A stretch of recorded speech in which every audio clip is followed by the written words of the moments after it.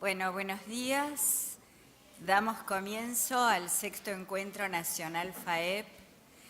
En primer lugar, queremos agradecer a la Facultad de Derecho de la Universidad, en la persona de su decano, el doctor Alberto Bueres, del secretario de Extensión Universitaria y Relaciones Institucionales, doctor Sopi y todo su equipo, Guido Mattioni y todos los demás, al Centro de Graduados de la Facultad de Derecho, en la persona de su presidente, la doctora Silvina Pequé, al Ministerio de Justicia y Derechos Humanos de la Nación, que ha colaborado también en la organización del evento, y como siempre al editorial Rubinsal Culsoni. Estos encuentros nacionales, bianuales, de los Ateneos, tienen la particularidad de permitirnos intercambiar opiniones y qué tal, y avanzar en los objetivos comunes a todos los Ateneos de Estudios Procesales. Este año le ha tocado la organización al Ateneo Lino Palacio, así se llama el nuestro, quien fuera profesor titular de esta casa y un destacado maestro de la ciencia del proceso que ha formado a muchas generaciones de procesalistas, de abogados. Bueno, las declaraciones de interés que no puedo dejar de leer, que hemos recibido, han sido las del Colegio Público de Abogados de la Capital Federal, la Asociación de Magistrados y Funcionarios de la Justicia Nacional, el Consejo de la Magistratura del Poder Judicial de la Nación, Consejo de la Magistratura del Poder Judicial de la Provincia de Buenos Aires, el Colegio de Magistrados y Funcionarios del Poder Judicial de la Provincia de Buenos Aires. También hemos recibido una declaración de interés académico del Colegio de Abogados del Departamento Judicial de San Isidro, del Ministerio Público de la Provincia de Buenos Aires y de la Asociación Internacional de Magistrados de la Juventud y la Familia, con sede en Bruselas. En nombre del Ateneo de Estudios Procesales de la Ciudad de Buenos Aires, les doy a todos una cálida bienvenida. Nuestro objetivo es que se sientan como en casa y que en este marco de camaradería propio de los encuentros logremos cumplir con los objetivos de promover el estudio, debate, desarrollo y difusión de la disciplina procesal con una perspectiva operativa y funcional. El derecho es teoría y práctica, decía Chiovenda, promover el análisis de nuevas herramientas procesales, impulsando su difusión y el conocimiento de nuevos autores, con libertad de pensamiento, independencia de criterio y pluralidad de opinión. En esta ocasión, el encuentro se realiza en homenaje de quien fuera presidente del Ateneo de Estudios Procesales de Córdoba, Ateneo que ahora lleva su nombre, la muy querida Angelina Ferreira de la Rúa, y tendrá a su cargo este homenaje un querido amigo, juez de la Cámara Civil de Córdoba, procesalista y filósofo, el doctor Raúl Fernández. Muchas gracias.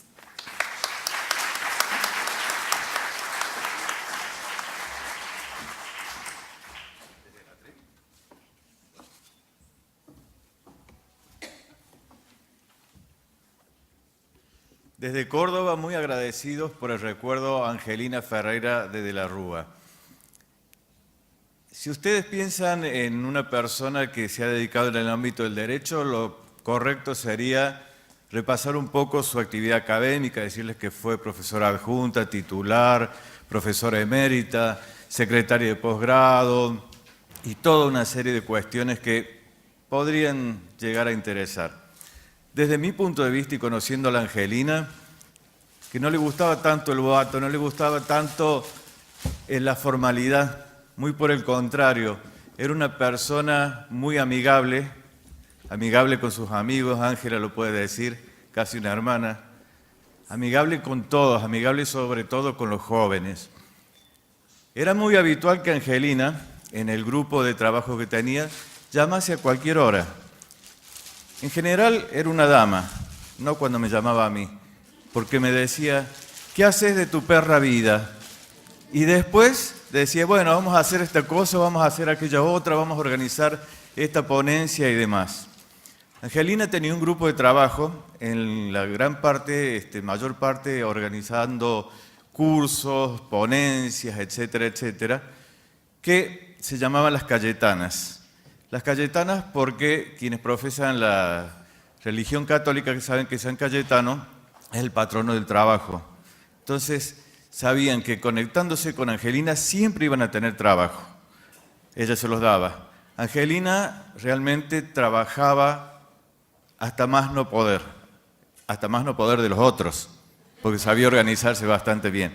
Siempre se lo decíamos y ella se reía y ella era así. Una persona afable, una persona que así queremos recordarla, no con tristeza, sino con lo que ha dejado en la vida, porque si he pasado por la vida y nada ha dejado, ¿para qué he vivido? Eso es un poco el sentimiento que teníamos con Angelina. Entonces, últimamente desde la Universidad Siglo XXI, a través de la dirección de la maestría, de la dirección del instituto que hoy también lleva su nombre, e instándonos para trabajar constantemente en tareas de derecho procesal civil, esa va a ser la impronta que nos deje que nosotros queremos llevar adelante. Y por eso el agradecimiento de estos pequeños momentos para recordarla con alegría, como era ella. Yo soy abstemio, pero si no lo fuese, tomaría una copa de champán, también como le gustaba, y le diría, Angelina, salud por vos, donde quiera que estés.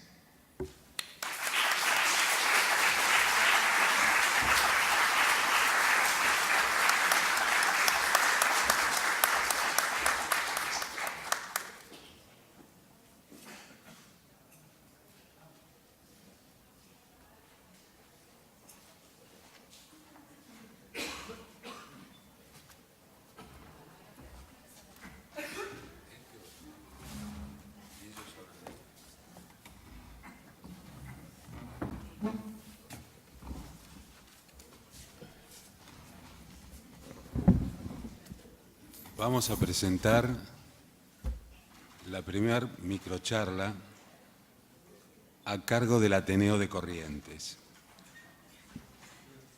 El tema es las distintas caras de la nulidad y serán expositores los doctores Pablo Teller y Sergio Olesnik. El doctor Teller es abogado egresado de la Universidad Nacional del Nordeste, especialista en Derecho de Familia de la Universidad Nacional de Formosa, especialista en Derecho Procesal de la Universidad Nacional del Nordeste, magíster en Derecho y Magistratura Judicial de la Universidad Austral y juez civil y comercial de la ciudad de Corrientes. El doctor Sergio Lesnik es abogado también de la Universidad Nacional del Nordeste, especialista en daños de esta casa de estudios, especialista en teoría y técnica del proceso y juez civil, comercial, de familia y de menores y de paz de la ciudad de Empedrado. Los dejo con nuestros expositores. Muchas gracias.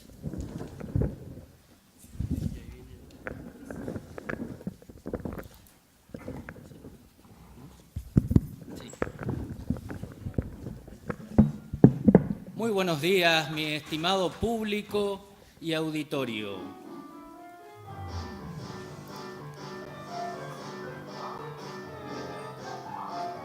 Es un honor para nosotros presentar un nuevo programa más de esto que hemos denominado en llamar Peligro sin notificar.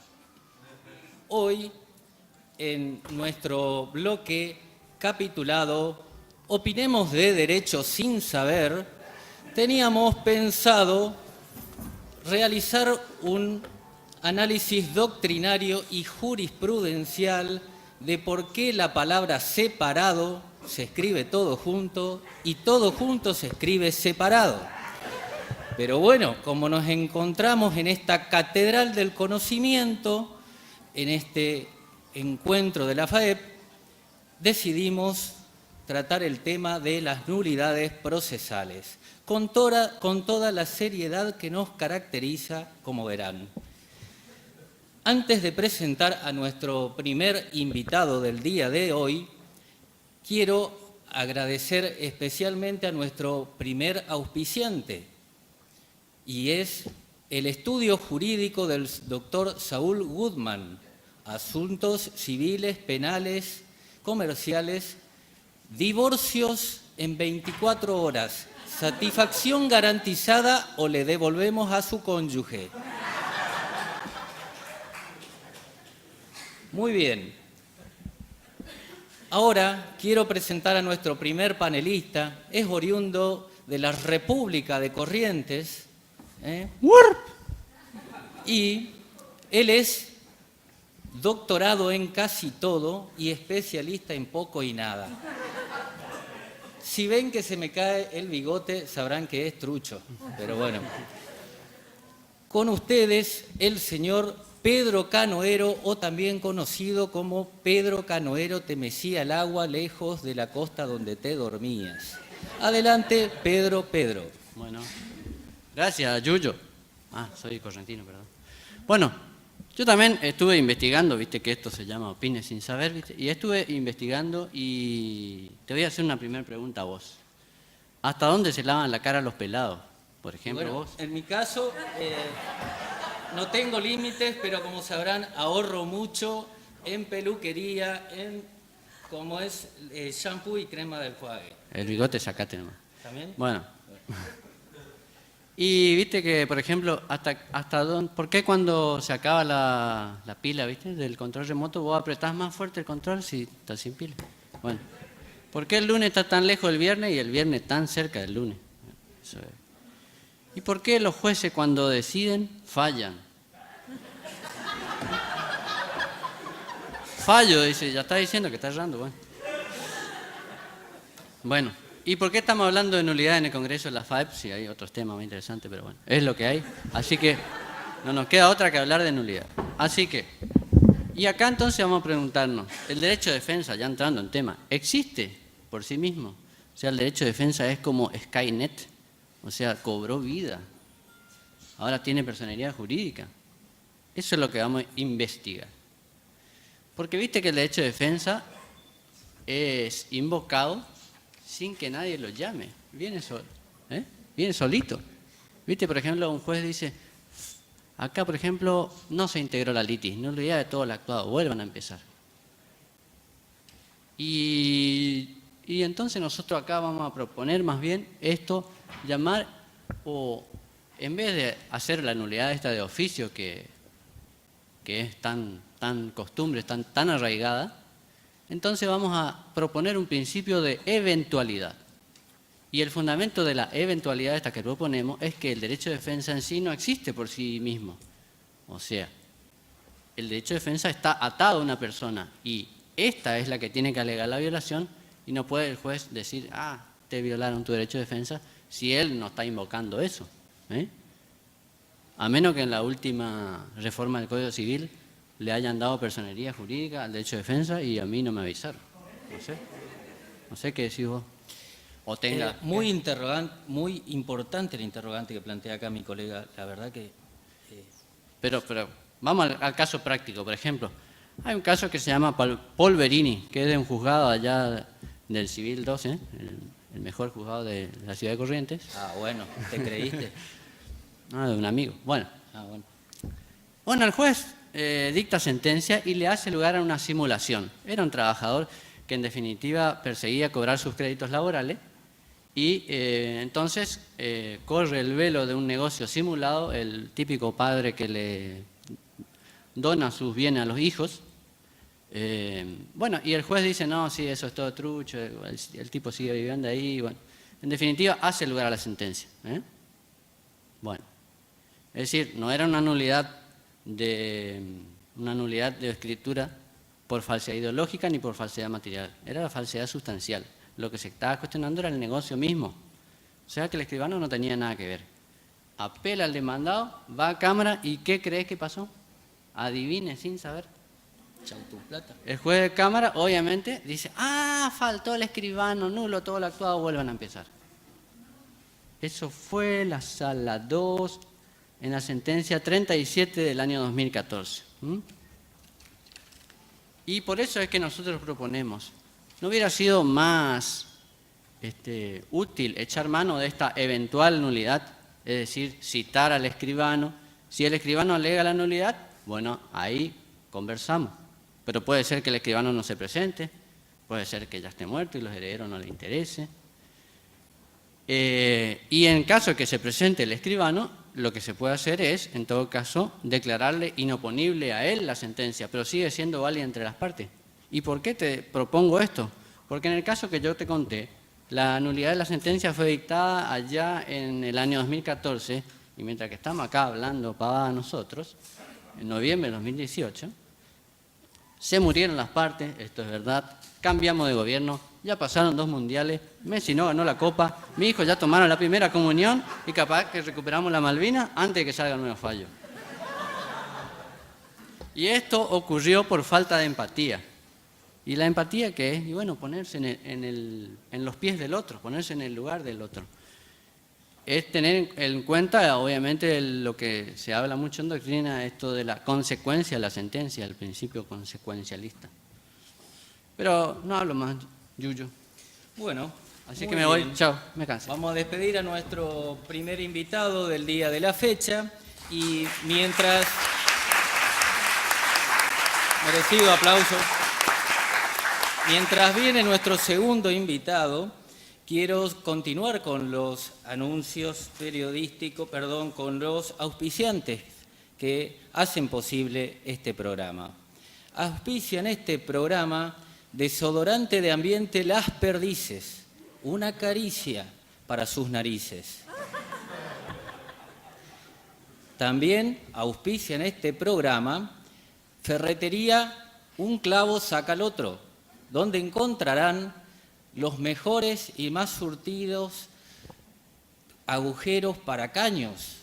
También, me saco el bigote porque no hay caso, rosca para tornillos y chispas para bujías. Así que bueno, esos son los auspiciantes que auspician este programa. Y ahora voy a presentar a nuestro segundo participante, oriundo de la provincia de Salta. Él es magíster en zaraza y especialista en chamullo. Con ustedes, el doctor Martín de Gómez. Adelante, camarada. Como verán, debido a la crisis, tuvimos que disfrazar a un personaje, no pudimos contratar a otro. Pero bueno. Bueno, viste que yo también tengo preguntas. Bueno, antes que nada, que más respeto para Zaraza, que es una localidad del Partido Colón, provincia de Buenos Aires, donde hay 80 habitantes.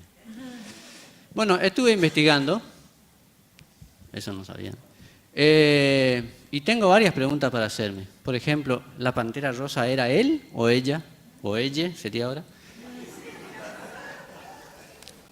Bueno, ¿por qué los kamikazes usaban cascos? Viste que igual se iban a hacer acá. Bueno. Me estoy olvidando el acento, viste que soy salteño, pues bueno. Y por último, para ir a nuestro tema, ¿por qué la congruencia afecta al derecho de defensa? Si el juez cuando decide siempre lo hace como consecuencia de los derechos en juego y de acuerdo a la constancia de la causa. Viste que el principio de congruencia es aquel por el cual el juez solo puede fallar de acuerdo a lo que pidieron las partes. Y donde se excede un poquito, le cae la nulidad. Y esto genera a veces muchas situaciones de injusticia. Vamos al primer caso. Se llama Natalia. No podemos en verdad decir el nombre porque está ocurriendo.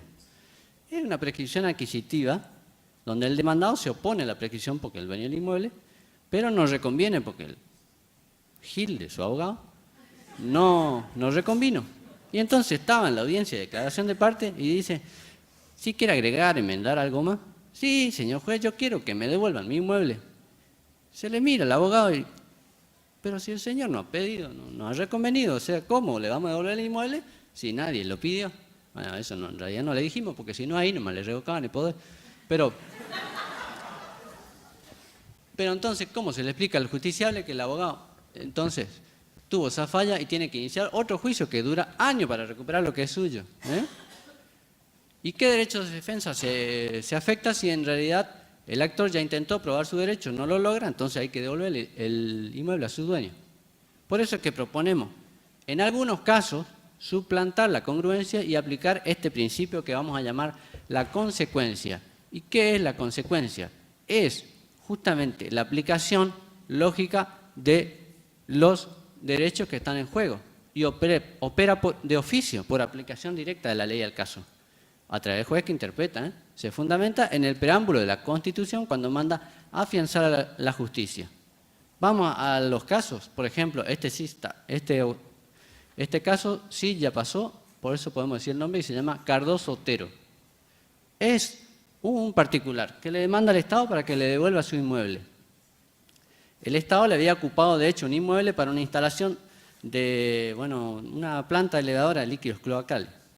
La primera instancia y la Cámara le hacen lugar porque nadie le expropió, el inmueble estaba ocupado de hecho nomás, y como no había expropiación, le devuelven el inmueble. Va al Superior Tribunal de Justicia y dice, pare.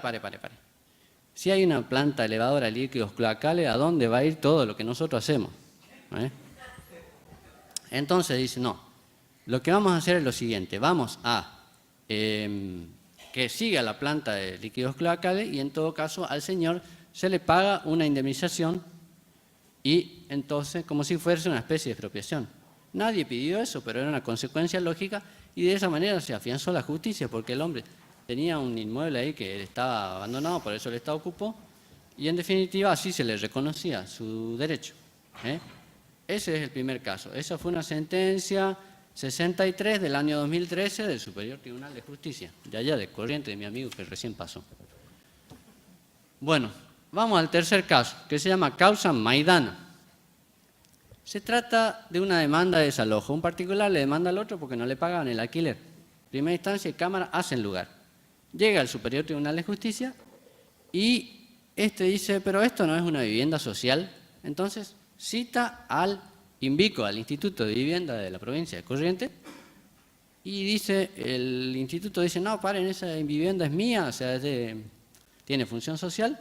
Entonces el Superior Tribunal dice, no te doy a vos el inmueble, ni a vos, ni al actor, ni al demandado, le doy al Estado de la provincia para que esa vivienda cumpla la función social que tiene, porque no puede ser alquilada, vendida, ni prestada. Eso fue una sentencia 68 del año 2014, también del Superior Tribunal. En consecuencia, la congruencia la dejaron de lado y aplicaron este principio de consecuencia sin llamarlo así.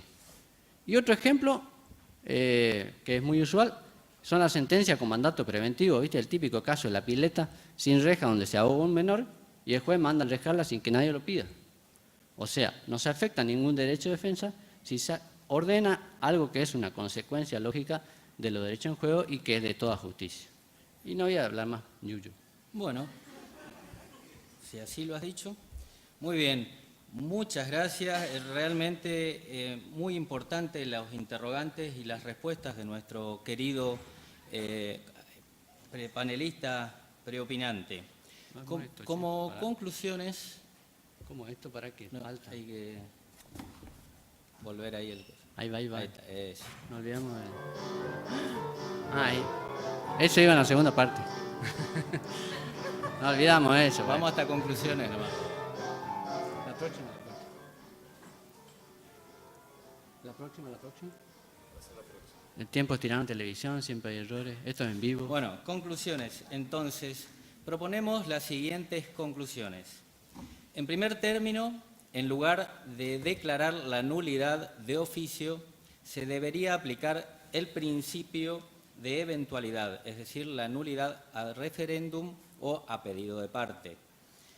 En segundo término, hay procesos en los cuales se debería dejar de lado el principio de la congruencia y aplicar este nuevo principio de la consecuencia a fin de, como lo dice nuestro preámbulo de la Constitución Nacional, afianzar la justicia. Para finalizar, citando a Albert Einstein, en épocas de crisis solo la imaginación es más importante que el conocimiento y, como bien lo decía Nietzsche, nada es más poderoso que una idea cuando su hora ha llegado. Y bien, amigos, queridos televidentes, auditorio en general, esto ha sido todo por hoy de nuestro programa Opinemos de Derecho sin Saber, en nuestro macro programa llamado Peligro sin Notificar. Antes que nada quiero decir que he sido muy feliz sintiendo que tengo pelo, aunque sea por unos momentos. Muchas gracias a todos. Muchas gracias al Ateneo de Corrientes.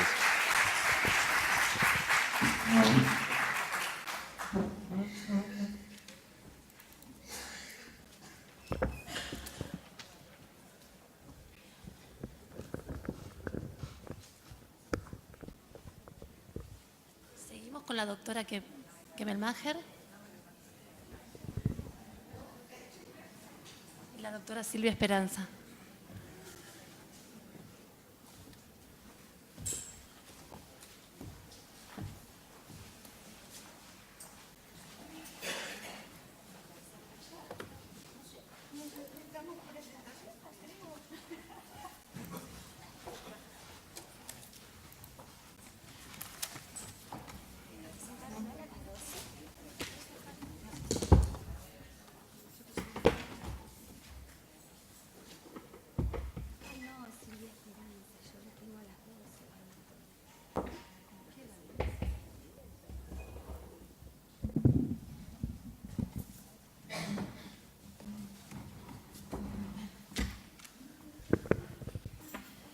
Bueno, a la doctora Aida Kemelmacher, prestigiosa jurista oriunda de la provincia de Mendoza, no necesita mucha presentación. Es doctora de Derecho en la Universidad de Mendoza, premio Conex de brillante, ¿no? Eso es muy importante, y titular de la Cátedra de Derecho Civil de la Facultad de Derecho, y nombrada miembro de la Comisión de Notables encargada de realizar las reformas del Código Civil. Tiene la palabra, doctora. Bueno.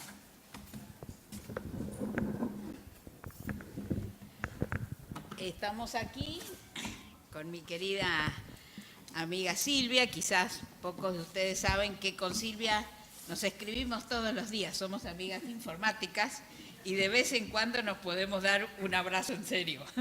Así que estoy muy feliz de compartir con ella la presentación de un libro en homenaje a nuestro querido amigo Jorge Peirano, que es un esfuerzo colectivo y yo diría solidario de personas que habitan no solamente en nuestro país, de norte a sur, de este a oeste, sino también un poco más al norte, en el exuberante Brasil, e incluso del otro lado del Atlántico, porque hay algunos artículos de personas que viven en Europa, y no podían faltar quienes han sido los grandes maestros del derecho procesal en Latinoamérica, o sea, los uruguayos. Todos ellos están en este libro. Entonces hemos acordado con Silvia que vamos a presentar este libro a dúo, ¿eh? No vamos a ser tan graciosos como fueron recién estos grandes participantes, pero yo presentaré los capítulos pares y ella los impares. Por lo tanto, les estamos proponiendo jugar al pasapalabra, analogando un interesante programa televisivo que seguramente ustedes conocen, con la gran diferencia de que nosotras no competimos, por el contrario, llevamos adelante esta placentera función de gran colaboración que es la presentación de este libro. Paso palabra. Gracias, Aida. Cuando a fines del año 2016 a los integrantes de la FAE nos parecía que el doctor Peirano sí merecía tener una obra en homenaje por toda la trayectoria que él tenía y por todo lo que nos había enseñado. Entonces dijimos, hagamos una obra que contenga todos aquellos institutos por los que él tanto ha luchado, todos aquellos institutos que él lo ha sabido crear en sus 40 años de ejercicio de la judicatura, y que lo fue desarrollando en la faja académica. Así que nos abocamos a esa tarea y gracias a la invalorable y extraordinaria predisposición de la editorial Rubinsal, hoy lo presentamos en sociedad. A mí me toca hablar, como dijo Aida, capítulos impares. El primero está referido a los principios procesales. El primer artículo que encontramos en este capítulo es el del doctor Arasi, que luego de realizar un reconocimiento de la trayectoria del doctor Peirano, se pregunta si existe el derecho a mentir en el proceso civil y si que esa mentira llega a tener consecuencias para el falsario. Destaca que el Código Procesal Civil de la Nación no trae ninguna norma que sancione esa conducta, sin embargo reconoce que existen otras en donde le permita al juez valorar la conducta de las partes. Pero destaca que esta es una disposición ambigua. Remarca que existen códigos procesales que regulan los principios procesales, pero también menciona y señala que ninguna reforma va a ser bienvenida si no se cambia la conducta de las partes, de los abogados y hasta del propio juez. Hace referencia en este aspecto al código alemán, donde los principios de colaboración y de respeto son las reglas y que de transgredirse van a ser sancionados y además cometen el delito de fraude procesal. Analiza las disposiciones del Código Civil y Comercial diciendo que es muy importante que se hayan incluido los principios procesales en el capítulo preliminar. Finaliza con un homenaje nuevamente al doctor Peirano sobre su labor en las bases para la reforma, especialmente en el capítulo de los principios procesales. El doctor Oteiza, que nos acompaña hoy en la presentación, titula su trabajo La polisemia de la palabra. Nos dice que la polisemia, en el caso, puede tener efectos no deseados si se falla en la identificación del propósito, tenido en cuenta al mencionarla. Analiza las distintas connotaciones que tiene la palabra principio y sobre todo el impacto en el proceso. Busca las diferencias, analiza las semejanzas, como también mencionan los códigos procesales que incorporan los principios procesales. Concluye, como él lo dice, con un intento de buscar una respuesta. ¿Cuál es la utilidad de los principios procesales? Y se contesta que todo dependerá del significado que se asigna a los principios procesales y del alcance que tenga esa designación será de gran provecho para la incorporación legal de los principios procesales. Luego tenemos 8 trabajos que han desarrollado el abuso procesal. Comenzamos con el doctor Cecchini del Ateneo del Litoral. Él dice que hay que intensificar la imaginación para desenterrar la cultura de obstaculizar. Habla que la amiga íntima de la añaganza, que es la viveza, está hoy enquistada en la sociedad y al punto tal que quien comete eso hasta se siente orgulloso de hacer esa viveza en el proceso. Finalmente puntualiza que la intensidad de la relación de estas conductas tiene que ser del mismo valor en la intensidad para buscar soluciones y no se llegue a desfigurar el proceso. Continúa el trabajo del doctor Carlos Gianecci. Centra su trabajo en las diferencias que existe para prevenir el abuso procesal en los recursos ordinarios y en los recursos extraordinarios. Encuentra 3 diferencias. La primera, que es la que está referido a la frecuencia. La segunda, que está referido al tipo de litigante. Y en este caso se apoya en la famosa sátira de Francisco de Quevedo, diciendo, poderoso caballero don dinero, queriéndonos demostrar que se llega a los superiores tribunales solo aquellos litigantes que tienen más posibilidades de pagar.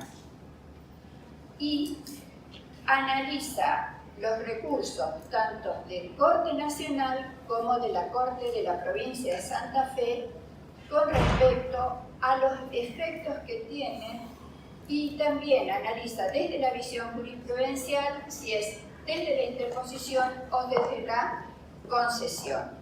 Concluye que proscribir el abuso procesal es una tarea que no solo depende de los jueces, sino también de los litigantes. El doctor Andrés Marfil, del Ateneo de Entre Ríos, trabaja especialmente sobre el abuso procesal en las ejecuciones de sentencia, pero desde la perspectiva del ejecutante, porque dice que el ejecutante hace abuso del derecho en las medidas cautelares. El doctor Moya, Ateneo de Entre Ríos, realiza un diálogo entre lo sustancial, lo procesal y el Código Civil y Comercial en el proceso concursal. El doctor Morahan, también Ateneo del Litoral, trabaja sobre el control oficioso para la prevención con respecto al abuso del derecho. Y destaca la labor del doctor Peirano en el trabajo que realiza en las bases en el artículo referido a los principios procesales. Y dice que a partir de la reforma de fondo se le ha dado mayores facultades al juez, con lo cual se proyecta que exista una redefinición del actuar del juez. El doctor Pagliano analiza particularmente el abuso del derecho de usuarios y consumidores desde la perspectiva del artículo 52 bis de la Ley 24240, desde la jurisprudencia de Corte y la jurisprudencia de la provincia de Santa Fe, y finaliza apostando que institutos como este serían bien recibidos para todas las otras legislaciones. La doctora Ana Clara Pauletti, Ateneo de Entre Ríos, da inicio a su escrito homenaje con una frase de Churchill que la aplica a Jorge Peirano, diciendo que Jorge es un hombre útil, pero no se considera un hombre importante. Ella trabaja sobre el abuso procesal en las recusaciones manifiestamente abusivas y radica toda su conclusión en que en este aspecto el control de admisibilidad es lo más importante para prevenir el abuso del derecho y así impedir dilaciones del proceso y evitar que se desnaturalice considerando que se ha apartado al juez natural de la causa. El último autor que trabaja sobre abuso del derecho es el Ateneo de Santa Fe, Federico Celdacet, el activismo del juez como garantía contra el abuso procesal.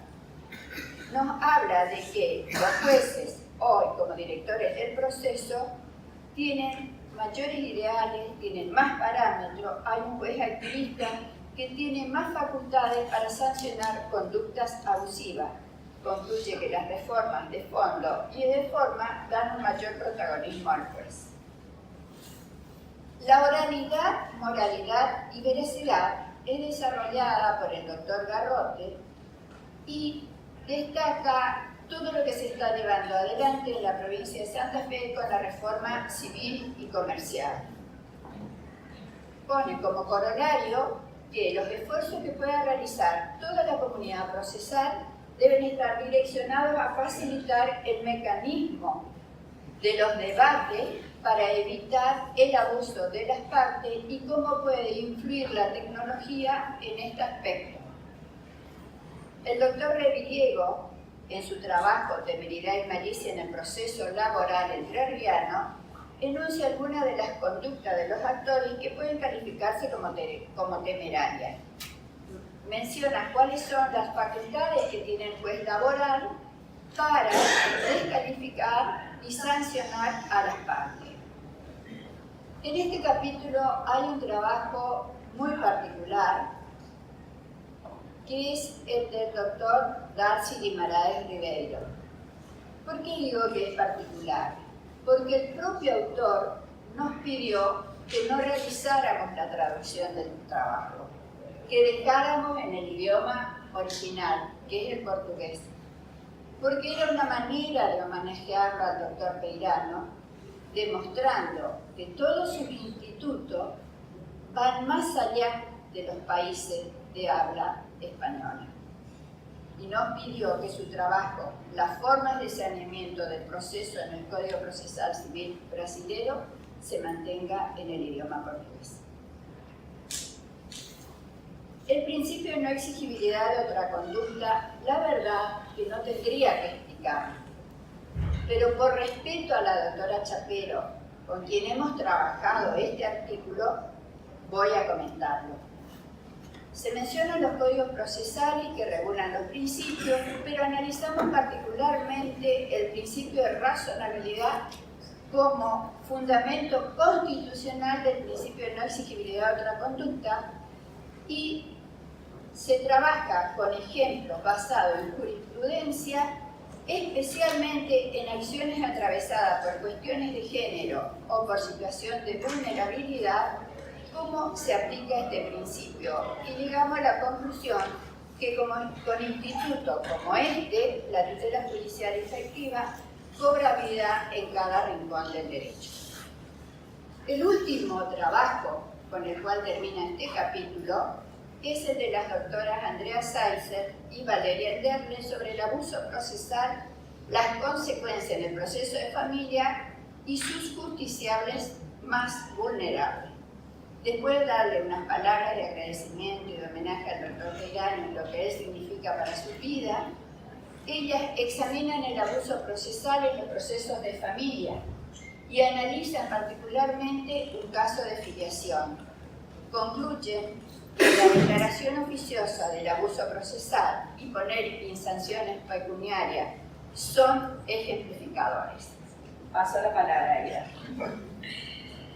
El capítulo 2 es más cortito, tiene solamente 4 artículos. El primero me pertenece, por lo tanto no lo voy a comentar. Solamente decir que esta vez me di un lujo de dialogar con Jorge Peirano, un lujo muy parecido al que una vez me di de dialogar con el maestro Augusto Mario Morelo, que obviamente no puede estar ausente en ningún congreso ni ninguna jornada que se haga sobre derecho procesal, cuando dialogamos aquella vez sobre la casación nacional. He dialogado con Jorge explicando por qué estas diferencias entre el 710 y el 1735 del Código Civil y Comercial, que como vamos a ver está prácticamente en el resto de los trabajos. Entonces el segundo artículo viene desde Salta, pertenece a Roberto Lutay Ranea y Ernesto Solá. Se trata de un muy extenso trabajo de más de 40 páginas. Pasan revista las conclusiones de numerosos congresos, jurisprudencia, incluso de la Corte de la Nación, y citan, y esto también está citado por otros artículos, y me parece bueno señalar, las bases para la reforma procesal civil y comercial del Ministerio de Justicia de la Nación. Me parece que para el Ministerio es algo bueno que la gente empiece a leer las cosas que se están proyectando desde el Ministerio. Ahí, por supuesto, se hablan de los distintos casos en los que la jurisprudencia viene aplicando, las cargas probatorias dinámicas, etc.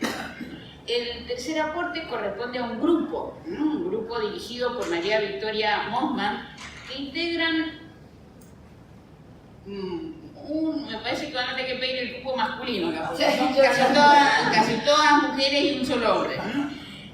María Pía Molina, Sofía Benavides, Cecilia María José Gigela, Emiliano Amaya, Daniela Natalia Zulca, Ivana Vanessa Barroso, Aldana Daniela Parada.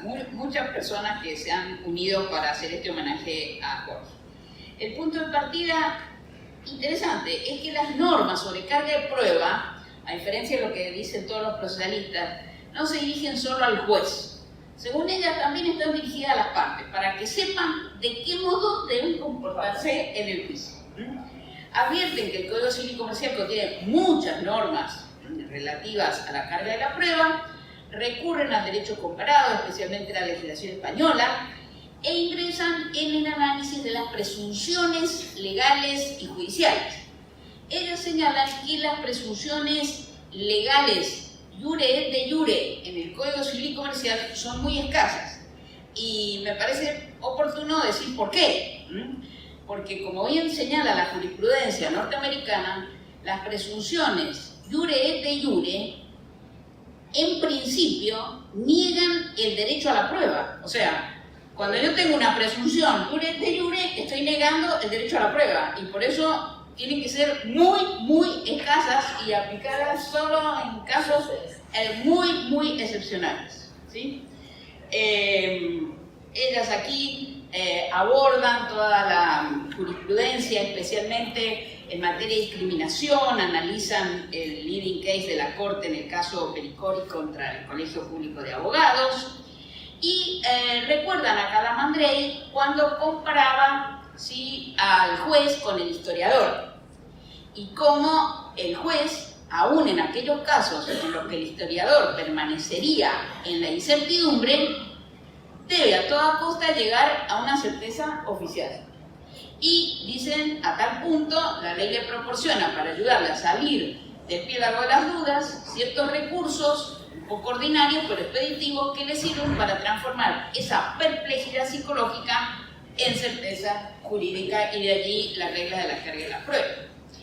Ellas también mencionan esta tarea del Ministerio de Justicia, como mencionado, y también le agradecemos que citen el Código Procesal Modelo para la Justicia de Familia, en el que hemos trabajado conjuntamente con Mabel de los Santos. Este capítulo segundo concluye con el aporte de un conocido jurista catalán. Aquí no le digo español porque no sé si querrá que le diga español o catalán. Pico y Dunoy, que se titula La flexibilización de la carga de la prueba en España, y nos enseña que, según él, una de las novedades más significativas de la ley de enjuiciamiento española es el criterio de flexibilización de las reglas del orden probable. Entonces, el trabajo pasa revista a normas de diferentes países, como Brasil, y, muy importante para nosotros, la jurisprudencia del Tribunal Supremo de España, ¿sí?, respecto de figuras nuevas, como son las que hemos incorporado en el Código Civil y Comercial, relativas a las compensaciones económicas. Entonces, muy importante este trabajo porque trae jurisprudencia del Supremo de España sobre algunas presunciones en materia de compensación económica, por lo que me parece que a la gente que haga familia le va a resultar de mucha utilidad este artículo. Bueno, paso palabra. Bueno, tomo la palabra. Capítulo 3. Está dedicado a las medidas cautelares y anticautelares. Se inicia el capítulo con el trabajo del doctor Baracá, la prohibición de innovar y la medida innovativa, herramientas principales para apreciar veredicto anticipatorio. Desarrolla los caracteres de ambos institutos, luego se refiere al perículo indamne para el despacho anticipatorio y manifiesta que si se requiere del que solicita un plus del daño irreparable, y cierra con un análisis jurisprudencial en relación a los anticipos de este tipo de medidas. Sigue el trabajo del doctor de Lázari, medidas cautelares transitorias o la sujeción de su duración en un plazo razonable. El doctor de Lázari nos reseña el principio general de la vigencia de las medidas cautelares, referenciando el artículo 202 del Código Procesal Civil de la Nación, para luego llevarnos a los nuevos conceptos de la transitoriedad en la vigencia hoy en día, basándose en los fallos de la Corte del Grupo Clarín. analiza detalladamente este caso, pero luego sobresalta un interregno que se planteó en la Corte con el caso Radio y Televisión de Trenquelauquen. Después de hacer este análisis, ingresa al segundo y tercer caso de la Corte del Grupo Clarín. Llegando a este punto, él, y ante las diversas alternativas que se dan en la Corte Suprema, manifiesta que se necesita realizar un profundo análisis a fin de determinar en qué casos resulta viable la excepcionalidad del principio general. Ingresa así a detallar las distintas situaciones. Se pregunta y responde, no le voy a decir cuál es la respuesta, si la hay que comprarlo, Nosotros hagamos la introducción, dejamos las incógnitas. Se pregunta y responde si la transitoriedad de las medidas cautelares conforman un instituto nuevo con actitud para combatir los abusos procesales. 3 son los trabajos sobre la temática de las medidas anticautelares. El doctor Morea trabaja sobre lo que ha titulado Hacia una nueva visión sistémica de las medidas anticautelares. Conceptualiza el instituto, recordando las manifestaciones del doctor Toribio Sosa y la del doctor Peirano, fundamenta el origen de las medidas anticautelares en el principio de prevención y proscripción del abuso procesal y posteriormente profundiza sobre los requisitos, trámites para concluir, entre otros aspectos, que las medidas anticautelares son una expresión de tutela procesal inhibitoria. Y esa perspectiva global se trata de un correctivo para evitar usos antifuncionales del sistema. La doctora Fernández Balbi, bajo el título El mal memorismo en las medidas anticautelares, inicia el escrito narrando 2 casos, el de un empresario por un lado y el de un transportista por el otro, que fueron sujetos de inhibiciones generales y que para ampararlo a ello, como a otras personas que transiten situaciones o circunstancias similares, considera que las medidas anticautelares es el puente entre el deudor y el acreedor que permite garantizar sin pesares desproporcionados.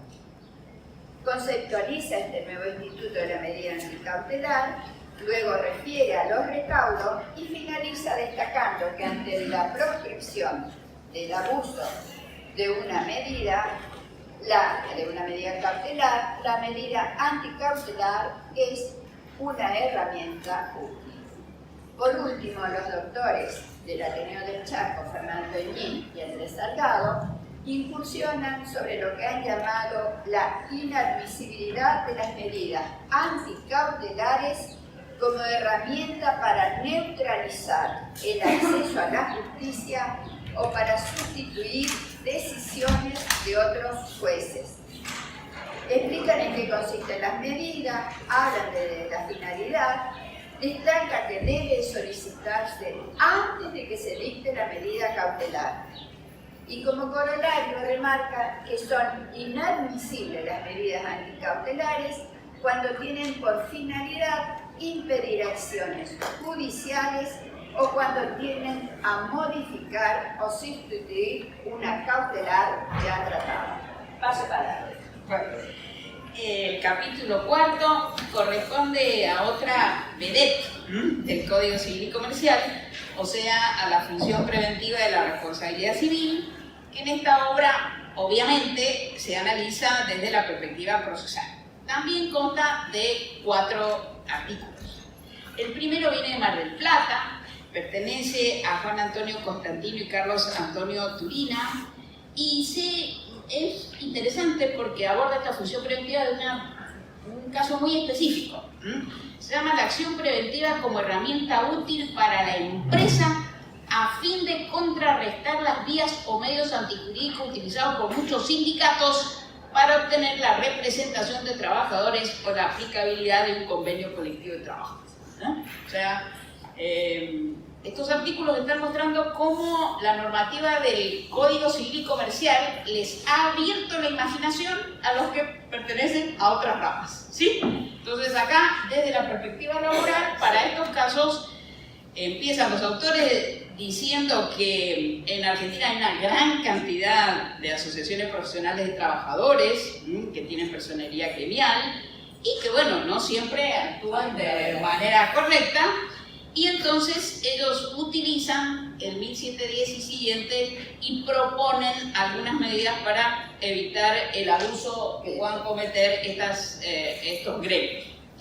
En el mismo sentido, o sea, desde una tutela especial, el doctor Julián Emiliano Hernández Varela habla sobre la tutela preventiva en el ámbito de la defensa de la competencia. Esto nos viene muy bien a los que sabemos poco de defensa de la competencia, que se cuenta con los dedos de la mano, creo, la gente que en Argentina maneja este tema, y también como, por ejemplo, el control de las fusiones es una medida preventiva para evitar después las medidas competitivas. Y analizan jurisprudencia, son verdaderos living case en el derecho argentino, como es el caso Cencosud, por apelación contra la Comisión Nacional de Defensa del año 2013, y concluyendo, y estoy de acuerdo con esa opinión del autor, que en todo caso se necesita una interpretación sistemática que es la que propicia el artículo 2 del Código Civil Comercial. El tercer trabajo pertenece a Rodrigo Orrantía de la Universidad del Noreste, bajo el título Mandato Preventivo. Describe todas las variantes que se puedan presentar en este mandato preventivo y lo distingue de la acción preventiva de daño regulada por el Código Civil Comercial. O sea, él intenta marcar una línea divisoria entre el ámbito procesal y el ámbito sustancial. Y más allá de las críticas que formula el Código Civil, considera que la regulación es un avance y que concluye, porque en su opinión, la sociedad le reclama a los jueces que desempeñen su rol con responsabilidad social y para él este es un instrumento para esta responsabilidad social. El cuarto trabajo pertenece a Marcos Peirano, se titula "Hacia una tutela judicial preventiva eficaz en Argentina", que deriva del principio de tutela judicial efectiva. A ese fin analiza la jurisprudencia de la Corte Interamericana, que tantas veces nos ha hablado de la prevención del daño, y también, aunque critica que esté en el Código Civil y Comercial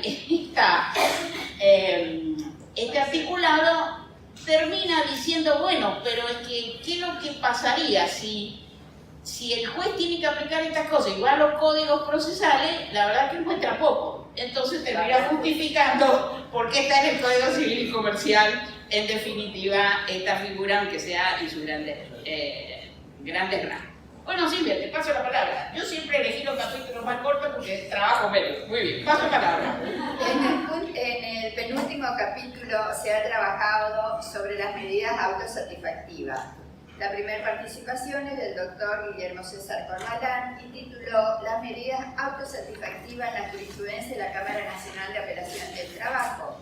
Como destaca el título del actor, lo que él hace es analizar la jurisprudencia de la Cámara y demostrarnos cómo las distintas salas tienen criterios divergentes con respecto a los mismos temas y concluye lo bueno que sería que se regule las autosatisfactivas en el proceso laboral. Continúa el doctor Germán Iralde Vega en un artículo que denomina las medidas autosatisfactivas como la vía idónea de la acción preventiva en el derecho a la salud. Acá voy a hacer un paréntesis porque me llamó la atención cómo comenzó a escribir el autor.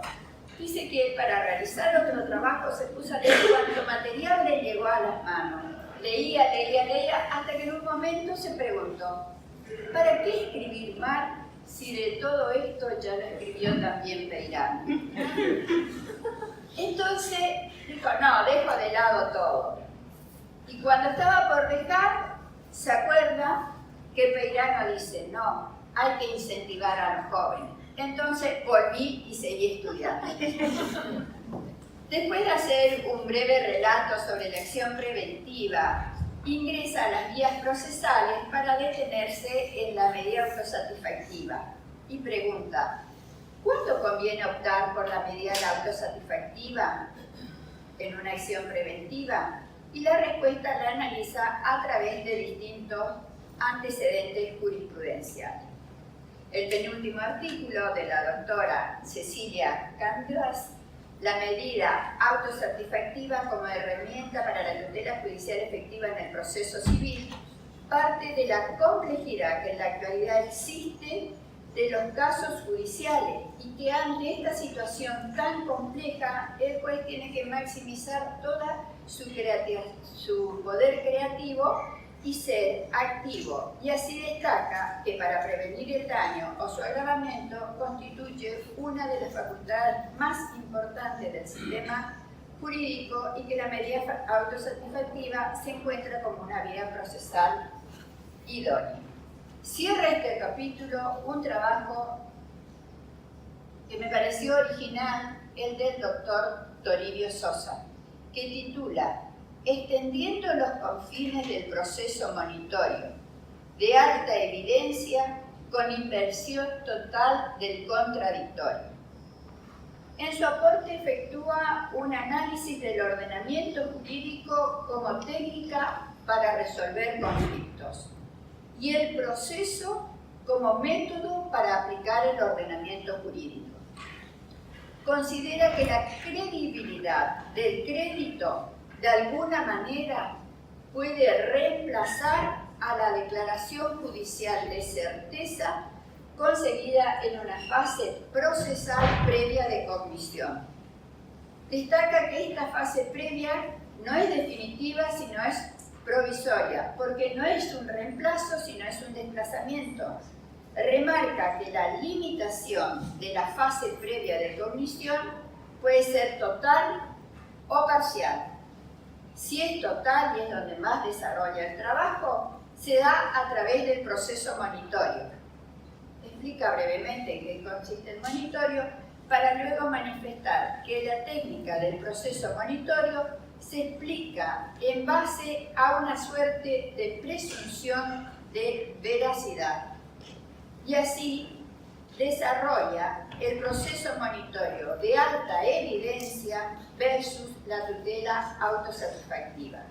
Y ahí nos presenta al proceso monitorio de alta evidencia que hace como una tercera clasificación después de decirnos que existe un proceso monitorio puro y un proceso monitorio documental. Paso para acá. Bueno, ahora me tocó a mí el último capítulo, este sí es larguito, tiene 10 artículos, se llama Misceláneas, porque han reunido otra serie de temas y parece que Silvia no encontró otro título que Misceláneas. Muy bien. Entonces, aquí empiezo por el trabajo del doctor Berizonce, que se llama Regulación Procesal de las Tutelas Diferenciadas de la Constitución. Habla, por supuesto, de todas estas materias sensibles, analiza las acciones positivas incorporadas por la reforma constitucional del 94 y así ingresa en las reglas de Brasilia sobre acceso a la justicia de las personas en condición de vulnerabilidad. Destaco que esta palabra vulnerabilidad que procesalistas y civilistas usamos últimamente es una palabra, podríamos decir, nueva. No estaba en el Código de Vélez, no eran los temas del siglo XIX, ni siquiera hasta mediados del siglo XX. Empiezan a hacer ahora estos temas gracias también a estos instrumentos internacionales que nos comenta aquí el doctor Berizonce y que han sido expresamente recogidos por la Corte Suprema de Justicia de la Nación. Después tenemos dos trabajos que se refieren a la reposición in extremis, sobre la que tanto ha trabajado Jorge, y estos dos trabajos, uno pertenece a Silvia, que comenta una sentencia que venía precisamente de una provincia donde está regulada la reposición in extremis, por lo que resulta sumamente extraño la manera en cómo resolvió el Superior Tribunal, siendo que tenía una norma expresa. Y el otro trabajo es de Silvia Carla Bertoloni y Verónica Raquel Dagún, que se llama El recurso heroico, alcance y efecto del recurso de reposición in extremis en el marco del proceso civil de la provincia de Córdoba. También ellas mencionan a las bases para la reforma procesal civil y comercial del Ministerio de Justicia, como que ha recogido también esta nueva figura. Desde San Juan, el doctor Roberto Pajés y Juan José Victoria se refieren al tema al que yo voy a hacer después mención en mi intervención cuando hable de las nulidades en el Código Civil y Comercial. Se preocupan, como no puede ser de otra manera, especialmente el artículo 2564, inciso F, que como me pidió que yo me ocupe de ese asunto, entonces, bueno, también les voy a comentar después qué opinan mis colegas de San Juan. La querida y recordada Angelina Ferreira de la Rúa, en asocio con María Elena Racontín, nos hablaron de los protagonistas de la justicia y su participación en el ámbito judicial.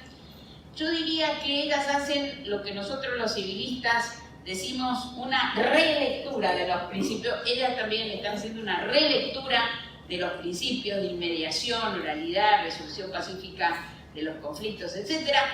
Y concluyen que, como el Código Civil y Comercial propone una visión diferente del juez, depositando una alta cuota de confianza, evidentemente para que funcione bien el Código Civil y Comercial tiene que funcionar bien el proceso, si no vamos mal de un lado y del otro, ¿sí?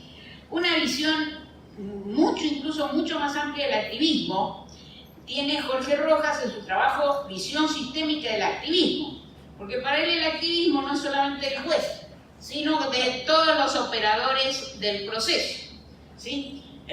Por lo que resulta interesante esta visión que plantea Rojas de cómo ese activismo debe ir acompañado de todos los operadores.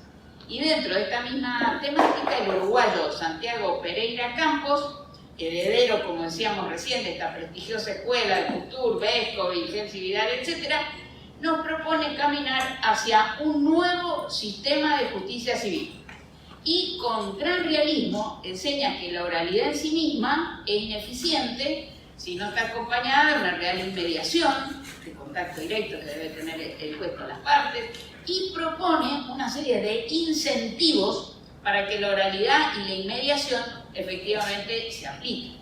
Trae también muchas de las soluciones que propicia el CEJAS para la regulación, incluso de los antecedentes judiciales, de modo que los litigantes que acuden al sistema de justicia puedan realizar un análisis de qué se espera que van a resolver los jueces, también interesante.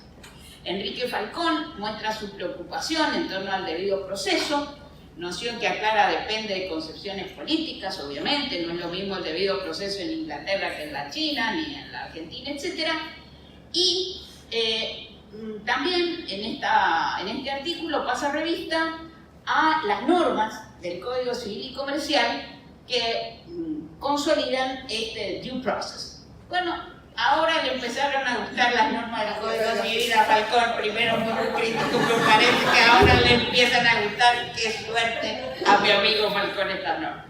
Y vinculado al debido proceso, este libro incorpora el trabajo de una profesora uruguaya, Margarita de Ejeduz, sobre la prueba trasladada, aspectos prácticos, y precisamente está vinculada al due process porque el punto central de este trabajo es si se viola o no el derecho de defensa cuando le traigo a uno que no es parte en este proceso la prueba que se ha rendido en el otro proceso.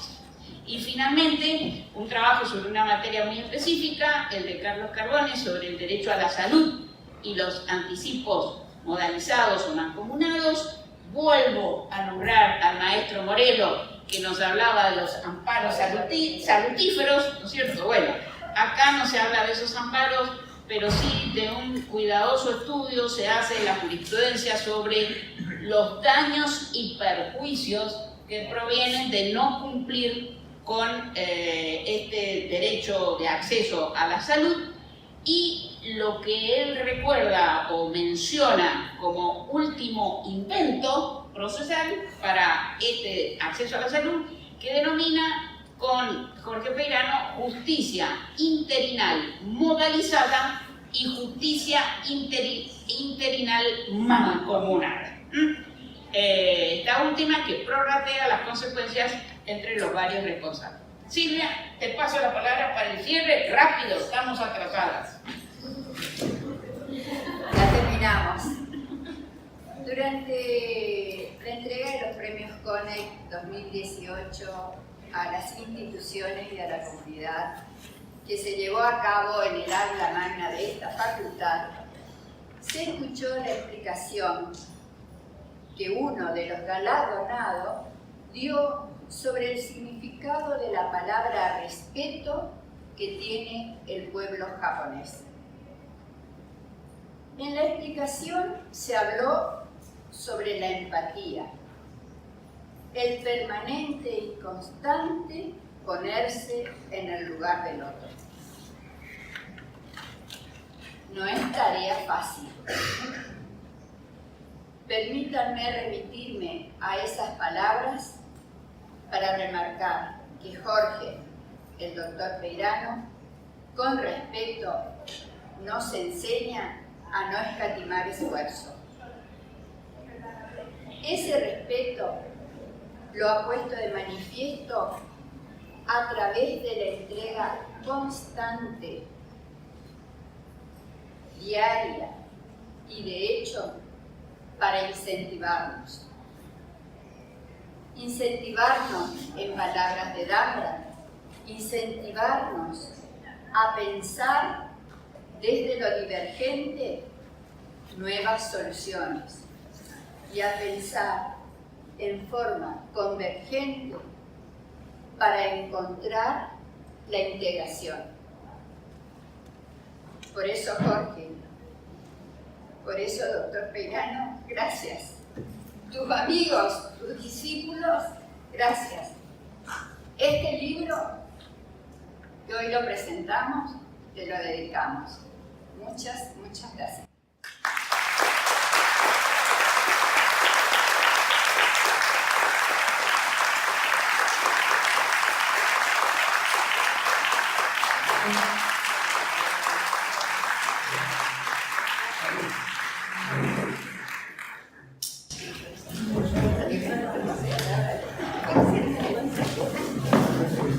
Invitamos ahora al doctor Juan Pablo Marcet que se acerque. Muchas mujeres, doctor Peirano. Mucha emoción.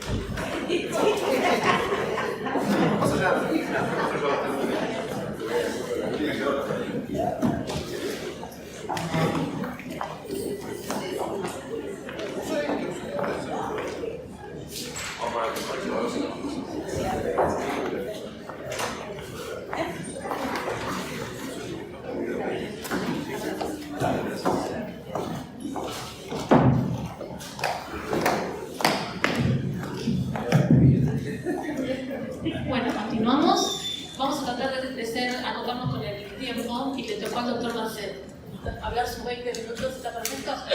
Bueno, damos la bienvenida al doctor Juan Pablo Marcet. Le toca la presentación. Un gusto, doctor, recibirlo. El doctor Juan Pablo Marcet es abogado, ejerce la profesión de abogado de forma liberal desde 1997. Es asesor del Ministerio de Justicia Justicia y Derechos Humanos de la Nación desde 2016 en el programa Justicia 2020. Es secretario ad hoc de la Comisión Redactora del anteproyecto del nuevo Código Procesal Civil y Comercial de la Nación. Participa en la implementación de la oralidad civil en las jurisdicciones de Buenos Aires, San Luis, Formosa, Mendoza, Santa Fe, Entre Ríos, Santiago del Estero, Tucumán, juzgados civiles del Poder Judicial de la Nación. Además es docente en temas de organización y gestión judicial y proceso civil, actualmente en la Universidad Católica Argentina, Universidad Austral, Escuela del Consejo Asesor de la Magistratura de Tucumán, es investigador de FORES en el Foro de Estudios sobre la Administración de Justicia y codirector de la colección Nueva Gestión Judicial. Los 3 primeros libros son Oralidad en el Proceso Civil, con 3 ediciones, Tecnología y Oralidad Civil en el caso San Luis y Cambio Organizacional y Gestión Oral del Proceso Civil, el caso Mendoza. Escribió varios artículos sobre organización y gestión judicial. Bienvenido, doctor. Gracias Cecilia. Buen día a todos, muchas gracias. Buen día a todos y a cada uno, especialmente a Jorge, por supuesto. Gracias por convidarnos a esta posibilidad de venir a conversar un rato sobre lo que estamos trabajando en el Ministerio. Hemos tenido la suerte de... Me voy a poner el reloj así no me pasó el tiempo.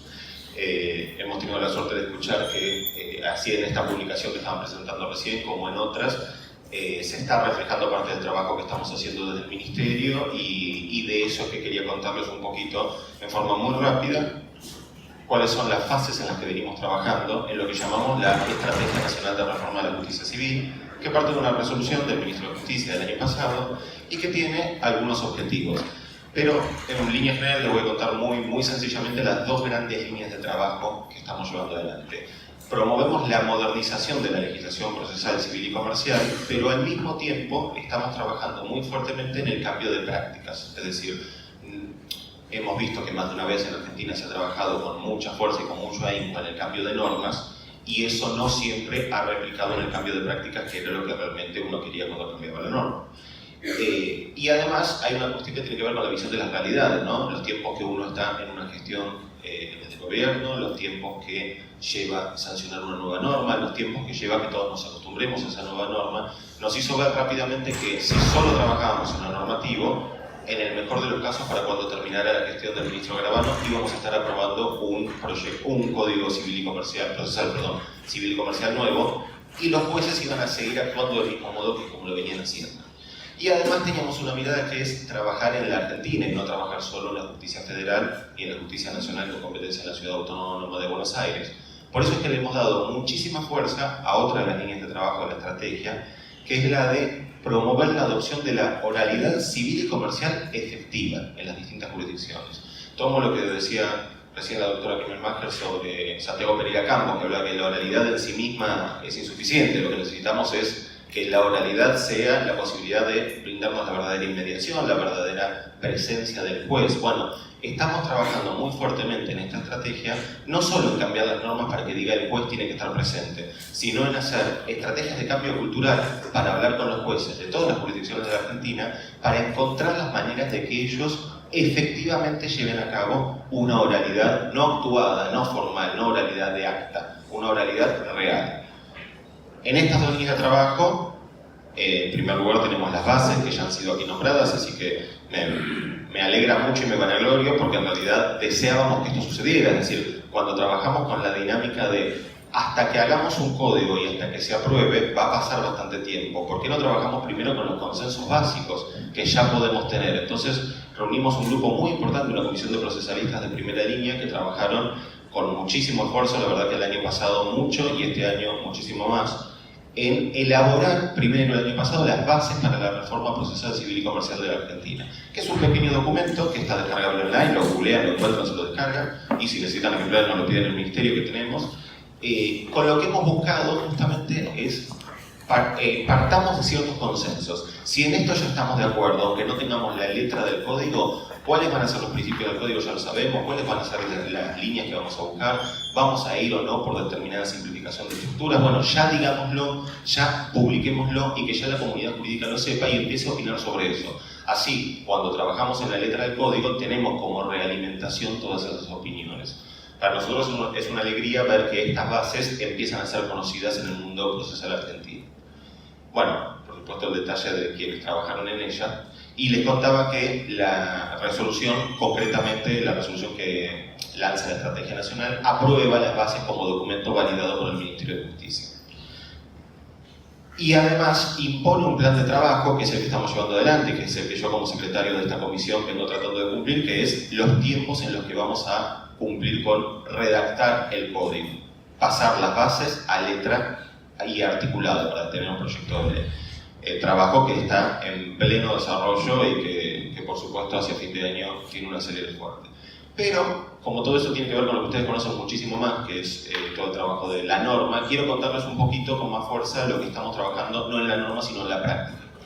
En la práctica estamos trabajando con esto de la generalización de la oralidad civil, que básicamente se reduce a aplicar la legislación procesal vigente en la jurisdicción en la que trabajemos, que será la que sea en las jurisdicciones locales, y trabajar con los jueces en un cambio cultural para convencerlos de la posibilidad y del gran valor que tienen con esa legislación procesal que ya tienen, que no vamos a trabajar en cambiar porque depende de competencias locales, sí en modificar sus prácticas de trabajo con las facultades ordenatorias e instructorias del juez, con las facultades de fijar audiencias conciliatorias, por economía procesal, por concentración de la prueba, etcétera, etcétera. Sencillamente elaborar un protocolo que trabajamos en forma conjunta con los jueces de cada jurisdicción y que con ese protocolo establezcamos que el proceso de conocimiento lo vamos a llevar adelante a través de dos audiencias. La audiencia inicial, preliminar, primera audiencia, y la audiencia, segunda audiencia, última audiencia, audiencia de vista de causa, audiencia de prueba. En cada jurisdicción la llaman conforme les suena mejor de acuerdo a su realidad procesal y su conocimiento. ¿Por qué les digo esto? Porque este trabajo que estamos haciendo no es un copio y pego. No es que vamos por la Argentina diciendo lo que ustedes tienen que hacer, es esto. Lo que estamos logrando con mucho esfuerzo, bueno, hay presente mi gente que trabaja con nosotros en Entre Ríos, actualmente en Chaco. Lo que trabajamos con mucho esfuerzo es que en cada jurisdicción local, sobre la base de estos mismos principios generales, desarrolle con los jueces su propio protocolo de actuación.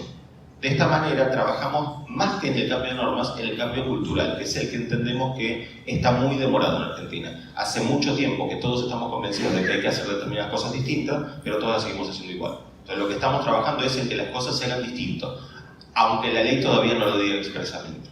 Por supuesto, siempre dentro de la ley, es decir, esto nunca puede ser violatorio de la ley, siempre está dentro de los márgenes del código. ¿Por qué trabajamos con esto? ¿Y por qué, nos hemos puesto estos objetivos que no nos nombré y son los más importantes?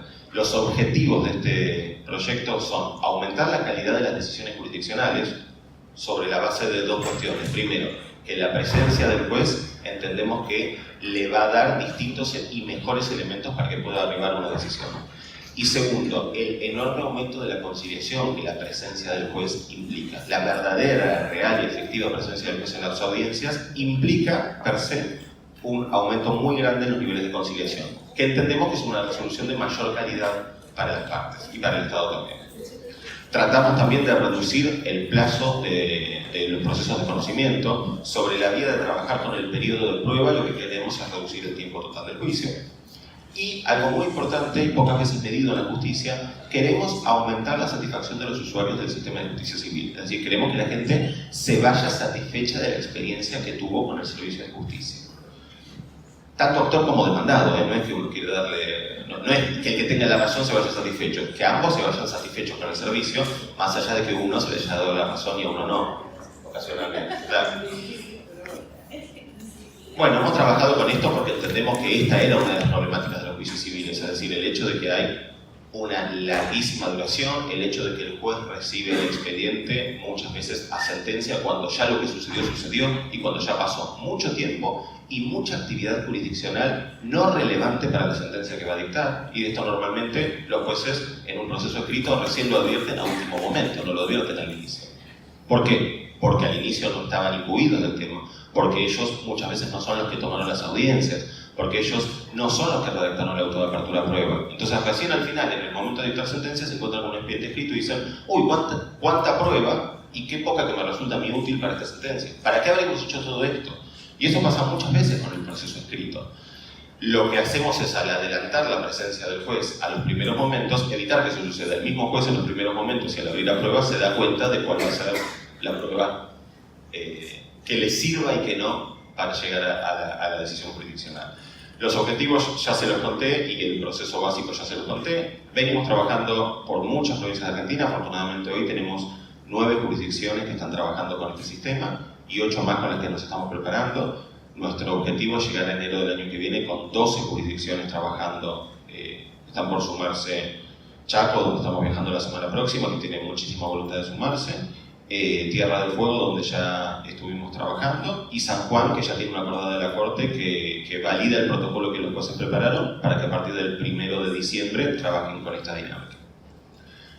Iniciamos en el año 2016 en Provincia de Buenos Aires. Me tocó estar aquí también en unas jornadas organizadas por Amílcar y Cosaini cuando estábamos en el inicio de este proyecto y eran los primeros 35, 40, 50 jueces que se estaban enganchando en esta dinámica, porque en Provincia de Buenos Aires además fue plenamente voluntario. El juez que deseaba venía, el juez que deseaba lo hacía, el juez que no deseaba no. Poco a poco fuimos trabajando con otras jurisdicciones para lograr que todos los jueces se pusieran de acuerdo. Fuimos sumando distintas jurisdicciones. Actualmente en octubre de 2018, la última medición, tenemos 289 jueces de los civiles de Argentina aplicando realidad efectiva y queremos llegar a fin de año con 326 jueces trabajándolo. Esto implica pasar del 32 al 36, 37% de los jueces civiles de Argentina aplicando este sistema para fines de este año. Jurisdicciones, ya les conté que estamos trabajando en 12, se las nombro: Buenos Aires, San Luis, Formosa, Mendoza, Santa Fe, Entre Ríos, Tucumán, Santiago del Estero, el Poder Judicial de la Nación Civil, y hacia fin de año San Juan, Chaco y Tierra del Fuego se incorporan.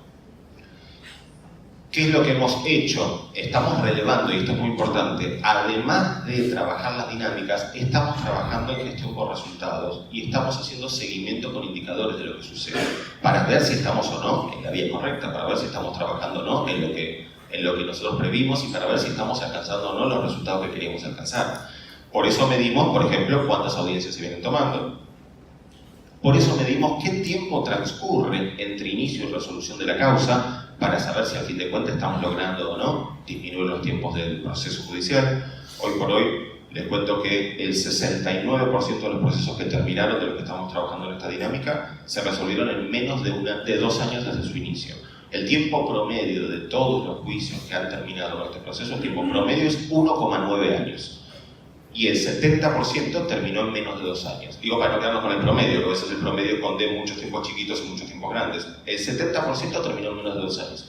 Para la experiencia de la gente que litiga en la justicia civil, tener un horizonte de que en 2 años tendrá su juicio terminado es, desgraciadamente, es novedoso en Argentina. Porque normalmente los abogados no podíamos dar certeza de cuánto tiempo iban a demorar sus juicios a los ciudadanos, y normalmente si le podíamos dar alguna certeza es que iban a ser 4, 5 o 6 años. Uno de los datos más importantes que queremos compartir: están logrando los jueces que llevan adelante esta experiencia altísimos niveles de conciliación en audiencia, altísimos niveles de conciliación. En las audiencias preliminares, un 9,4, los números que les estoy pasando son del total del país. Un 9,4 de las audiencias preliminares terminan en una conciliación en ese mismo acto. De las audiencias de vista de causa, un 11,4 termina en conciliación en ese mismo acto. Ahora, cuando vemos el universo completo, es decir, ya no cuánto se concilió en una audiencia y cuánto se concilió en otra, sino comparemos cantidad de sentencias que los jueces están dictando contra cantidad de homologaciones que están dictando, sea que la gente concilió en una audiencia de vista de causa, sea que concilió en una audiencia preliminar, sea que trajo un acuerdo en el periodo entre las audiencias, en cualquiera de los casos es una conciliación o transacción, encontramos que el 50,4% de los casos termina por conciliación. Es decir, la mitad de los procesos está terminando por conciliación. Y entendemos que este es un efecto. Cuando hablábamos de aumentar la calidad de las decisiones jurisdiccionales, entendemos que la homologación de un convenio es de enorme calidad. Entendemos que la autocomposición de las partes es de enorme calidad. Entendemos que los niveles de ejecución de sentencia bajan drásticamente. Entendemos que la conflictividad baja cuando las personas logran trabajar su conflicto y alcanzar una resolución. Ni que decir que los jueces tienen menos sentencias para dictar, así que esto también es bueno, digamos. Es muy bueno porque además van a poder trabajar con más dedicación al 49,6% que sí tienen que dictar, lo cual también aumenta la calidad de las decisiones jurisdiccionales. Y entendemos que este enorme aumento de la conciliación, que todas las jurisdicciones implicó un aumento hasta ahora, tiene que ver con un efecto sistémico de un proceso en el cual la presencia del juez no es ficticia, sino real, un proceso en el cual las partes entienden estos deberes de colaboración, estos principios que Rojas decía que no son solo para el juez, sino también para las partes. Las partes en la audiencia lo entienden y actúan en consecuencia. Y además lo que entendemos es que la certeza en los plazos de terminación es un incentivo muy poderoso para conciliar. Así como desgraciadamente, durante mucho tiempo para el reclamante, la incertidumbre sobre el plazo era un incentivo para bajar sus pretensiones, lo que estamos viendo es que la certeza en la terminación de los plazos ha pasado a ser un incentivo para el que se cree perdidoso para aumentar sus ofertas. Y evidentemente están siendo eficaces estas ofertas porque terminan en conciliaciones en la mitad de los casos. Por último, les decía que no solo medimos esto, sino que también nos damos vuelta y le preguntamos a los usuarios, ¿qué opinan? ¿Qué les pareció? ¿Están satisfechos? El usuario, estoy hablando del ciudadano de a pie, no del abogado, demuestra un altísimo nivel de satisfacción con el sistema. Tal es así que el 99% de los justiciados, llamémosle, y el 98% de los abogados se consideran satisfechos o muy satisfechos con el trato que el juez le dio en la audiencia. El 97% de los ciudadanos dicen haber comprendido bien o muy bien lo que sucedió en la audiencia. Digamos, el 97% fue a tribunales, se sintió bien tratado por el juez y entendió lo que pasaba. Estos son números importantísimos. Eso es lo que están logrando los jueces. Los jueces están hablando con la gente, la tratan bien y le explican bien. Parece obvio, y sonaron 15 minutos, así que todavía tengo un changüí. Y por supuesto, este nivel de satisfacción baja cuando le preguntamos por la duración de sus pleitos. Pese a que la duración de los pleitos está bajando, igual es solo el 90% lo que está conforme. Fíjense la diferencia entre el 99% que está conforme de cómo se lo trató y el 90% que está conforme con la duración del proceso. Tenemos situaciones similares con los abogados. Hay algunas diferencias que tienen que ver con si la pregunta se le hizo en la primera audiencia o en la segunda audiencia. Pero los abogados también en un 99% están conformes con cómo el juez los trató. En un 95% están conformes con los intentos conciliatorios. Esto también nos resulta muy importante, porque uno también puede, y ustedes sabrán de ejemplos en algunos lugares, uno también puede conseguir conciliación por apretada. Conciliación por si usted tiene que conciliar porque le va a salir en contra. Bueno, pero evidentemente las personas que luego de eso responden una encuesta anónima no van a decir que se sintieron bien tratados por el juez y que están satisfechos con los intentos conciliatorios si se sintieron de esa manera. Por ende, esta encuesta tiene además la validación de que los jueces están trabajando en serio con conciliación, más allá de que, por supuesto, en el caso de que no haya una conciliación, sentenciarán y tendrán los elementos para ello. Bueno, les contaba que sobre el fin de este año vamos a estar con el 36% de los jueces de Argentina trabajando con este sistema y nuestro objetivo es que al fin del año 2019, es decir, cuando termine la gestión del ministro Garabano, estemos logrando que el 50% de los jueces civiles de Argentina al menos estén trabajando con este sistema. Por ende, les conté las dos patas fuertes de la estrategia en 18 minutos, las dos patitas fuertes de la estrategia, que es el cambio de normas y el cambio de prácticas. Con mucha fuerza, ambas las venimos trabajando y esperamos que toda la comunidad jurídica lo acompañe. Muchas gracias.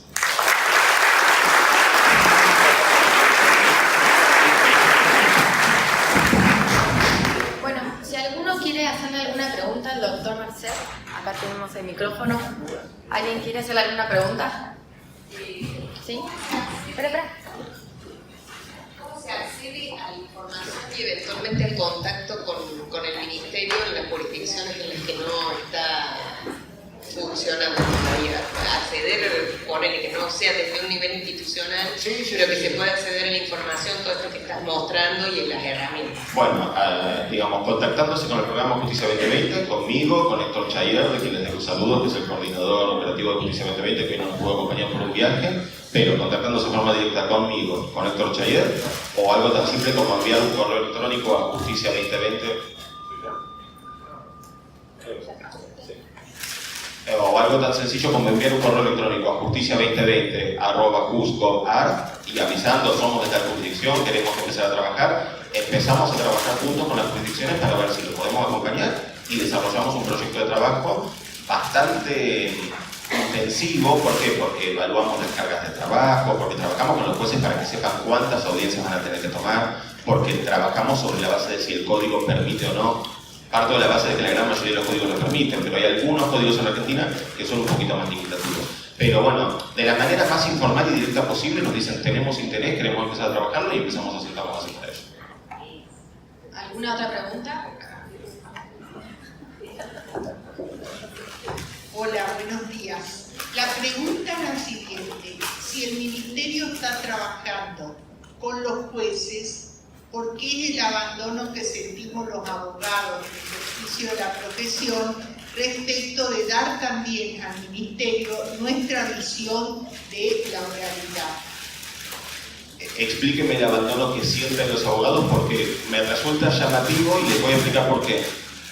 Porque sin haberlas pedido, tenemos declaraciones expresas de adhesión y de interés y de acompañamiento de colegios de abogados de distintas provincias, provincia de Buenos Aires, provincia de Tucumán, que se han visto interesados y tenemos altos niveles de satisfacción. Pero explíqueme ese abandono que usted siente o de dónde viene. Me parece que si el Ministerio llamó a los jueces, también debería existir una apertura hacia los abogados que ejercemos la profesión, y respecto a lo mejor de la utilización de la palabra abandono, es que en la provincia nuestra, por ejemplo, Formosa, si bien el proceso es oral, con alguna modificación del Código de Procedimiento simplemente por acordada, el tema fundamental es que abogados en ejercicio de la profesión no tenemos un lugar a donde llamar y decir expresamente en qué consiste las dificultades que podemos sentir respecto al procedimiento oral. Bien. O sea, un espacio que tuviéramos los abogados de provincias alejadas de Buenos Aires respecto de sentirnos escuchados. Bien, ahí me lo clarifico, gracias. Bueno, dos o tres cosas. El espacio lo tienen, lo cual no quiere decir que por defectos de difusión puedan no haberse enterado, porque eso sucede muchas veces, defectos de difusión nuestra me refiero. El espacio lo tienen no solo los abogados de Formosa, sino los de toda Argentina. El espacio es www.justicia2020.gov.ar y ahí usted, como cualquier otro abogado y cualquier otro ciudadano, puede, con un usuario y contraseña, participar en forma directa de los foros en los que Héctor Chayer y yo interactuamos. O sea, no es que es una cuestión de prensa, trabajamos en forma directa y hay un foro específicamente en el equipo de trabajo del eje gestión que se refiere a esta iniciativa, a la oralidad de los procesos civiles, donde interactuamos en forma constante con los jueces que están llevando adelante esta experiencia, con los ciudadanos interesados, con los abogados interesados, y ahí usted puede escribir. Es un servicio de 24 horas, 7 días a la semana, porque es online. Puede escribir todas las inquietudes que tenga, además con la ventaja de que algunas de lo que le van a leer son las juezas de Formosa que están trabajando, además de que nosotros también los vamos a poder ayudar. De todos modos, le hago un ajuste, que es que en Formosa no se reformó el código por acordada, tal cosa no sucedió y no sería posible legalmente que sucediera. Lo único que se ha hecho es validar la interpretación que los jueces consensuaron sobre el código vigente. Lo que consensuaron es, con el código vigente puedo hacer esto, no estoy obligado a hacer esto. ¿Se entiende? Digamos, por supuesto que si el juez dice, no, yo estoy en contra de hacer esto, no se lo va a poder obligar de ninguna manera. Por eso trabajamos en lo que les llamé cambio cultural previamente. Pero la invito a sumarse a justicia2020.gov.ar, porque justamente es un foro en el que queremos que este tipo de cosas aparezcan, porque la idea no es tirarnos rosas entre nosotros, sino conocer los problemas y trabajar en las soluciones. Y además a veces el problema del abogado formoseño le termina sirviendo también al abogado de Tierra del Fuego, que tiene un problema similar y termina encontrando en un foro que es federal la posible solución. Así que esa es la vía que desde el Ministerio ponemos a disposición y les soy enfático que por favor la usen. Le agradezco la posibilidad de tener con quién, abogados del interior, ya que usted dijo que estamos de Formosa a Ushuaia, la posibilidad de llegar y dar la opinión personal del abogado en ejercicio de la profesión. Sí. De hecho, se lo pido. O sea, a nosotros nos sirve mucho recibir esas opiniones. Gracias. ¿Alguna otra pregunta?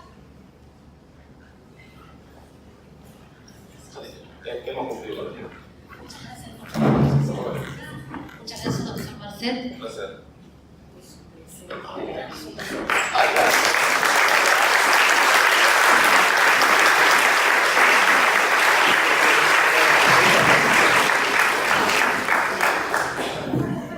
Dada la hora, vamos a hacer el break seguidamente. Quiero aclararles, porque lo olvidé al comienzo, que la doctora de GEDUS lamentablemente no nos puede acompañar por un compromiso profesional que no pudo postergar. Así que bueno, el programa se rearmó sin su presencia, que estaba anunciada. El break se sirve en el salón contiguo al aula magna. Hay mucha gente porque hay colación de grados hoy. Sí, y la microcharla se va a hacer después del break. 10 minutos, por favor. Gracias.